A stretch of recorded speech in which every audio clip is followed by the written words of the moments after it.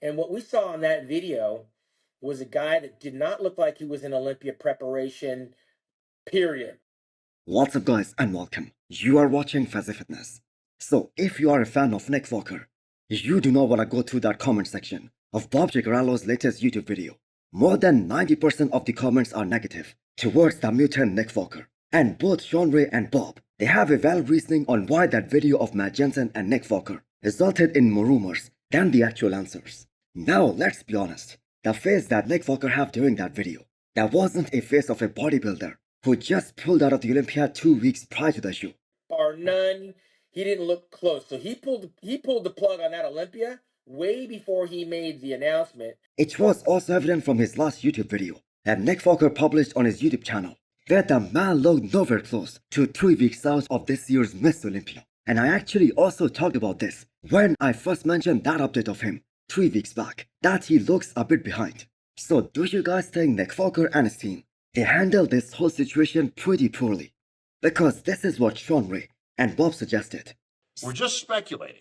But why on God's green earth you would put this video out, which wasn't the best looking video, did not cast Nick in a good light physically or mentally. So if there was an underlying medical issue there, and had Matt Jensen and Nick Walker made that clear in that video that these guys posted, then there would not have been any speculations. But the thing is, they did not. And people are mentioning Brandon Kerry, who was in the hospital just 48 hours prior to the prejudging of Olympia last year. Now Brandon also knew that it is gonna cost him. He knew he will not be at his all-time best. But still the man showed up. And he was actually able to beat Andrew Jack and place top 4 in the world. This is what I marvel at, Sean, is I would have came up with any excuse in the book.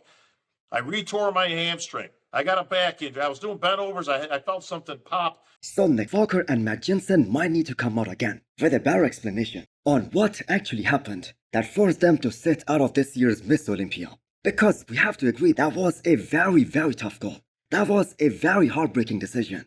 Because what Sean Ray suggested here, that Nick Walker and Matt Jensen, they are setting a horrible precedent for all these other guys that they can pull out of the show for which they actually signed a contract for just a week out of the show. You cannot, and the IFBB should not, IFBB Pro League, allow athletes now, because this opens a big gateway. Any athlete that doesn't feel like they're ready the week of the show can now get out. So that one time a top Olympian, he pulled out of the Olympia by making up a story. That was Flex Wheeler, and that was before the Olympia 1997. That famous ninja story, about which Flex Wheeler actually later admitted that he knew he won't be in shape. So he made that story up, so he doesn't have to compete at the Olympia that year. Now don't get me wrong, I am not implying at all that Nick Walker and Matt Jensen made anything up. I actually 100% sympathize with him, because pulling out of the Olympia 2 times in a row, I mean, why would he do that? Why would he shoot himself in the foot? Especially in terms of financially. But if only these guys gave a better explanation, more detail of what exactly happened, there would not have been any speculations. He can't get in shape. His body's not responding. That's only going to speculate now and run rampant the rumor mill. Well, let me tell you, back in the day, he would have been suspended or fined. Hard time feeling sympathetic, other than I know what it's like to sacrifice weeks and months of preparation and then not have anything of value to redeem. Remember, I failed the drug test in 1990. Now, Nick Walker is a great bodybuilder. He is a crowd's favorite. And we all wanted to see him on the Olympia stage. Because the thing is, he brings so much hype and so much energy, so much excitement to any show that he enters. Plus, on top of that, it would have been so much fun watching him prove everyone wrong. Because almost 99% of the bodybuilding experts, they did not have him in their top 4. And Nick Walker himself said that the way his prep was going, he would not have been a top 3 guy in the world. Now I am curious on why Nick Walker kept on saying in all those Q&As that he was doing consistently leading into this year's Miss Olympia, that he is gonna win this show.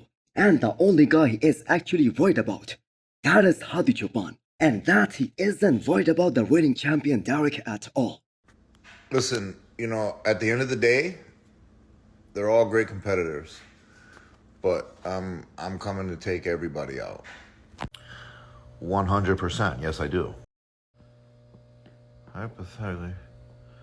There is no hypothetically. This is probably the dumbest question anyone could ever ask me. Because I will win. I could see that. I could see that happening. So have your say to let me know what you guys think. Should the higher-ups from the IFB Pro League reach out to Nick Walker and find out what exactly happened that made him drop out of the Olympia this close to the show? Nothing to hide, says your reigning 212 Olympia champion, Keone Pearson. I guess best of luck to everyone else who is doing the 212 division this year, because they're gonna need a lot more than good luck to beat this man. So with 4 more days to go, I 100% believe that there are gonna be some tremendous amount of improvements in Keone's physique when he steps on stage, because as of right now, the man is absolutely flat and so depleted, and still he is showing so much separation and so much detail, and that too everywhere. So that rear lat spread is the pose that Keone won against Sean Kerrith even last year. So the feedback that was given to Keone after the Olympia last year, that was to bring up his hamstrings and his glutes in the 2024 season, and he has got the job done so far. The man has been really focused on his weak areas. So I just think this is gonna be the start of a dominant 212 Olympia reign. Every Olympia champion wants to solidify himself by winning the second one, and this is Keone's time to prove that. So we are all really focused on this year's Olympia weekend for now. But the thing is, we all know Keone is gonna end up in the men's open bodybuilding sooner or later. He has a lot of similarities with Derek Linsford, especially from the front. Some crazy wide lats. He has that insane vacuum. He has that super small waistline, which by the way makes all of his front shots top to bottom extremely exceptional. So I believe Keone Pearson is about to turn 30 years old. So the man has got plenty of time ahead to thrive and be one of the all-time best to ever step on any bodybuilding stage. So there are some great bodybuilders in the 212. Guys like Kerrith Bajo, who looks really crazy in his recent update. We have a guy like Angel Calderon, the top 3 in the world from last year, and the man who is always ripped to shreds. But I think we can all agree, Keone's structure is absolutely insane and just so untouchable. So a lot of eyes are gonna be on Akeem Williams after he delivered that sensational performance at this year's Arnold Ohio as well as Arnold UK. So if Akeem shows up at his all-time best, he has what it takes to be in that Olympia top 10, provided that he comes in on at both the prejudging as well as at the finals. He cannot show up off the way he did at the prejudging of this year's Arnold. Now I have said this many times before, that those are some very underrated arms in the men's open class that Akeem Williams has. And I have to say the man looks really dry and absolutely bone shredded right now. So can Akeem Williams bring up his back at this stage of his career? Now he has been able to train the way he wanted to after getting that surgery done. But the thing is, we all know Akeem Williams' back, that was always his biggest weakness, more specifically that back double biceps pose.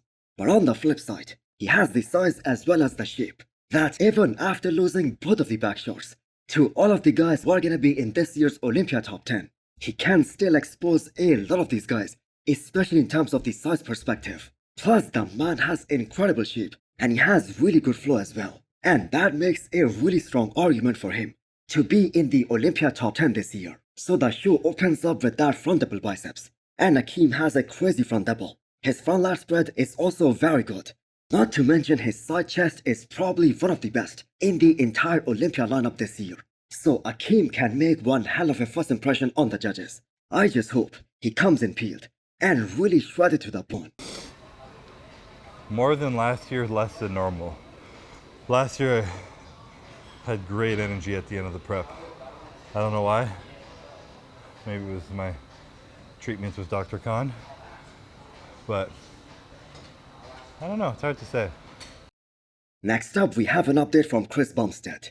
Now he did admit that he had a lot more energy last year at the same point during his Olympia prep compared to this year. Now he looks really tired, drained and depleted, but mentally he is still super strong. Now if you look at him right now with a tank top, honestly I have to say he looks the least impressive out of the potential top 3 for this year's Classic Physique Miss Olympia. Now of course I am assuming that all of us have Ramon, Chris Bumstead and Wesley in our top 3. Now both Ramon and Wesley, they look a lot more round and a lot more fuller than Chris Bumstead. Now Chris Acito said that people are gonna be really shocked when they see the new size on Ramon Dino that he is gonna bring to this year's Olympia stage. In fact, his exact words were, "He looks like an open guy just days out of the show." And we have all seen that Wesley has been looking crazy impressive in all of his recent pictures. But on the other hand, we have seen it time and time again, that on the stage, Chris Bumstead has something that makes him so unique and so damn special that even though he isn't the biggest guy, he doesn't have the best body parts, he doesn't have the best arms, he doesn't have the best abs, or even the best back.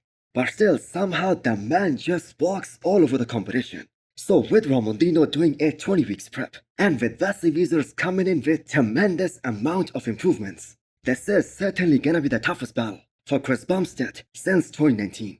So that's it from this video. Hit the thumbs up button if you liked the video, and smash the subscribe button if you wanna come back for more. Thanks for watching.